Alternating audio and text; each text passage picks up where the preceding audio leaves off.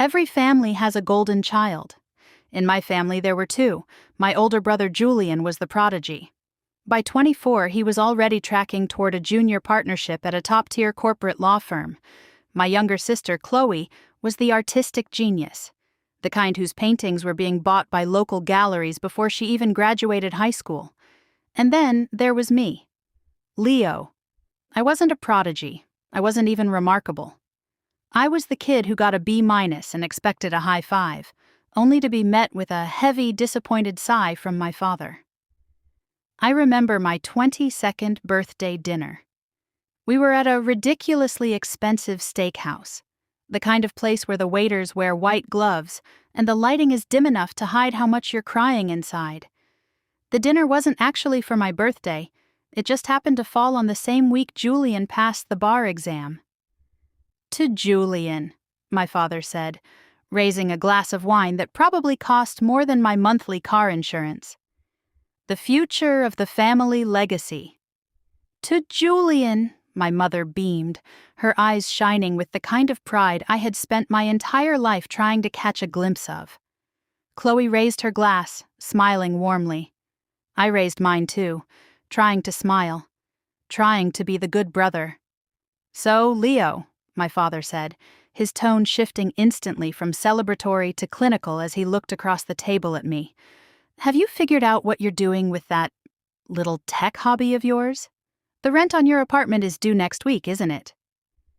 My little tech hobby was a cybersecurity consultancy firm I had started out of my bedroom with my college roommate, Marcus.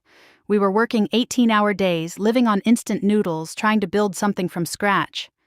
But to my father, a retired venture capitalist, if you weren't pulling in a 6-figure salary by year 1, you were failing. We just signed our 3rd local client, Dad, I said, keeping my voice steady. It's growing. We're keeping our heads above water. My father let out a soft, dismissive chuckle, shaking his head as he cut into his steak. Heads above water isn't a career, Leo. It's survival. You should have taken the analyst position I offered to set up for you at Apex Holdings. I wanted to build something of my own, I muttered. Building from nothing yields nothing if you don't have the talent for it, he replied coldly. Nobody defended me. Julian shifted uncomfortably in his seat, and Chloe suddenly found her salad incredibly interesting. That was the dynamic. I was the baseline, the cautionary tale, the failure they tolerated because of blood, but excluded because of status. Chapter 2. The silent treatment. Tone, lonely, melancholic. Let the words breathe. For the next 2 years, the gap between us grew into a canyon. I stopped showing up to Sunday dinners. It was easier to face a blank computer screen and a cold room than the suffocating weight of their judgment. Every time I did call home, the conversations followed a strict script. How is Julian? Oh, he's handling the merger for the Henderson Group. How is Chloe? She's preparing for her first solo exhibition in Soho. And how are you, Leo? Still working on the computers. Still working on the computers. That was how my mother summarized my entire existence to her friends. She couldn't comprehend that the computers meant protecting critical infrastructure, securing sensitive data, and building proprietary algorithms. To her, I was the family IT guy who fixed the Wi-Fi when it went down. Marcus and I struggled. There were months where we didn't pay ourselves a single dime just so we could afford the server costs. I remember sitting on the floor of our tiny office, staring at a stack of past-due notices, wondering if my father was right.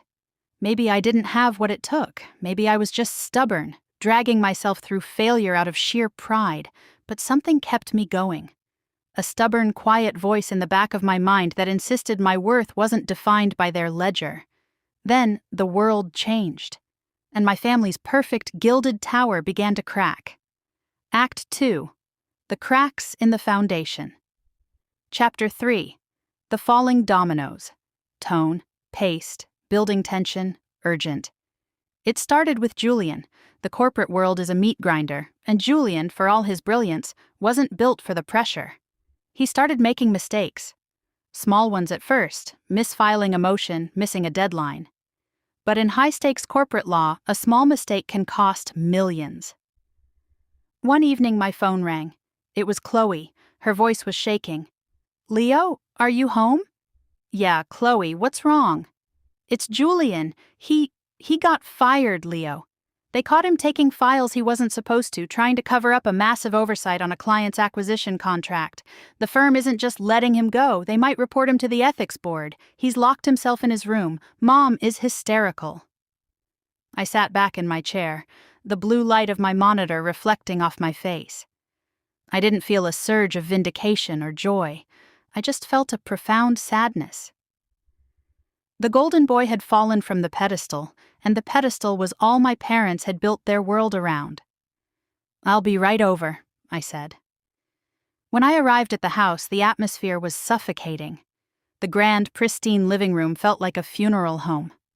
My mother was pacing, her phone pressed to her ear, trying to call every contact she had to salvage Julian's reputation. My father sat in his leather armchair, looking older than I had ever seen him. The stoic, unshakable patriarch looked completely defeated. Julian came down the stairs. He looked hollow. The sharp, tailored suits were gone, replaced by a wrinkled sweatshirt. He couldn't even look me in the eye. "I messed up, Leo," he whispered, sitting on the bottom step. "I thought I could fix it before anyone noticed. I thought I was smart enough."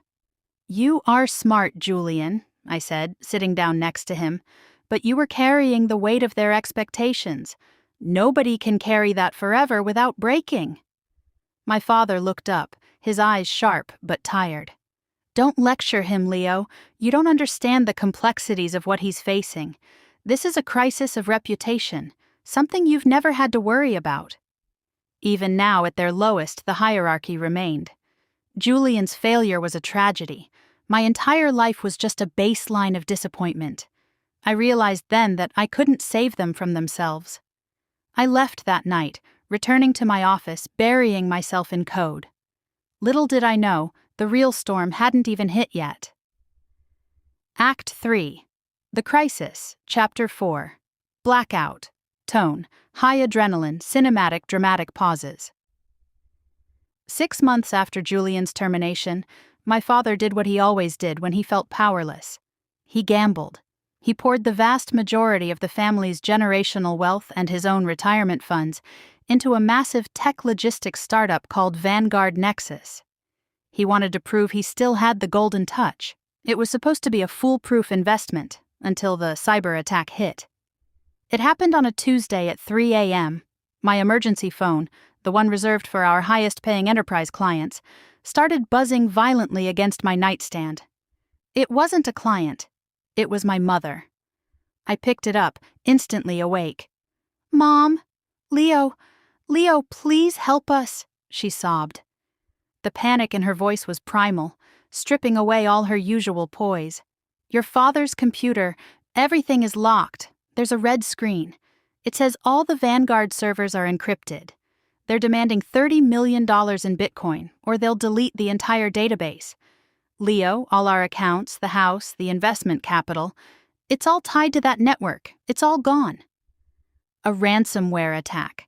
A sophisticated, targeted strike on Vanguard Nexus, cascading down into the private networks of its primary investors. "Where is Dad?" I asked, throwing on a jacket and grabbing my encrypted laptop drive. "He's hyperventilating, Leo. The police said there's nothing they can do immediately. It's an international group. The federal investigators said it could take weeks, even months, to trace. But the timer on the screen, it says we have 4 hours." "I'm coming," I said. "Tell Dad not to touch anything. Don't unplug the router, don't restart the computer. Leave it exactly as it is." Chapter 5. The only one in the room. Tone, focused, authoritative, sharp. When I walked through the doors of my childhood home this time, the dynamic reversed instantly. The heavy silence was gone, replaced by chaotic terror. My father was staring at his desktop screen. A massive digital clock was ticking down, 3:42:11. Below it was a wall of text from a known Eastern European ransomware syndicate called Phantoms. He looked up at me as I walked in. For the first time in my life, my father didn't look down at me. He looked up. His hands were trembling. "Leo, can you fix it?" he asked, his voice cracked and fragile. "Can you buy us time? Tell me what to do. I'll pay whatever you want. Just save us." I didn't answer right away. I set my laptop down next to his terminal, plugged in a hardware interface, and began running a network diagnostic.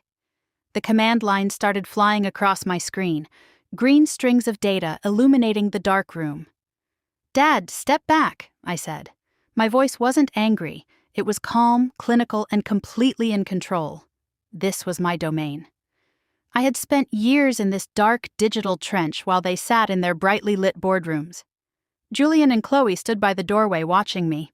For years, they were the performers and I was the audience. Now they were silent, paralyzed by a threat they couldn't see, touch, or understand. "It's a localized decryption exploit," I muttered, my fingers flying across the mechanical keyboard.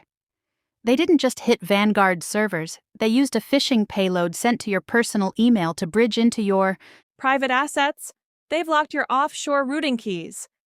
"Can you decrypt it?" Julian asked, stepping forward. "No," I said bluntly. "The encryption is AES 256. It would take a supercomputer 10,000 years to crack it by brute force."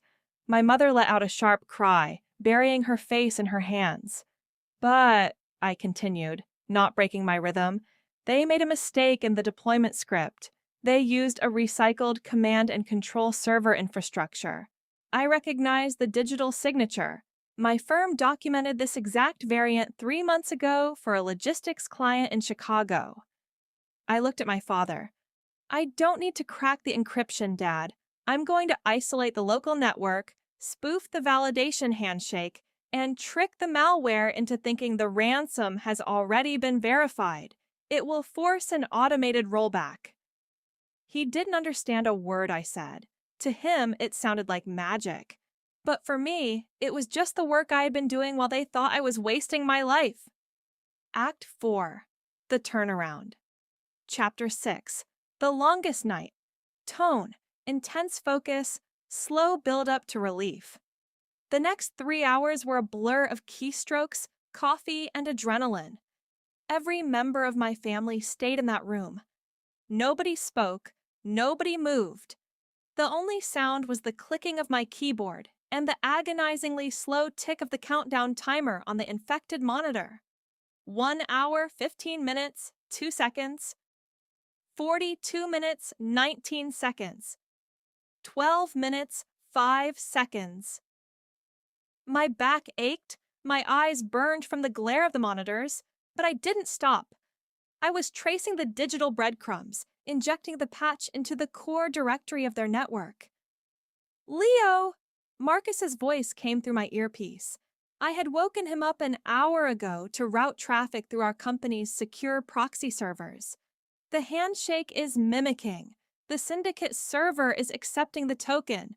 You've got about 2 minutes before the script self-terminates." "Hold the line, Marcus," I whispered. With 10 minutes left on the clock, I hit the final execution key. The red screen on my father's computer flickered. The countdown froze at 0 hours, 9 minutes, and 44 seconds.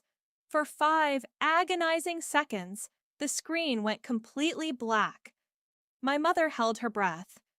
My father closed his eyes, bracing for the total erasure of everything he had built. Then, with a soft chime, the default desktop wallpaper reappeared. The files unblurred. The financial folders reopened. The ledger was clear. The network was clean. I pulled my flash drive out, closed my laptop, and leaned back in the chair. "It's over," I said quietly. "The network is isolated.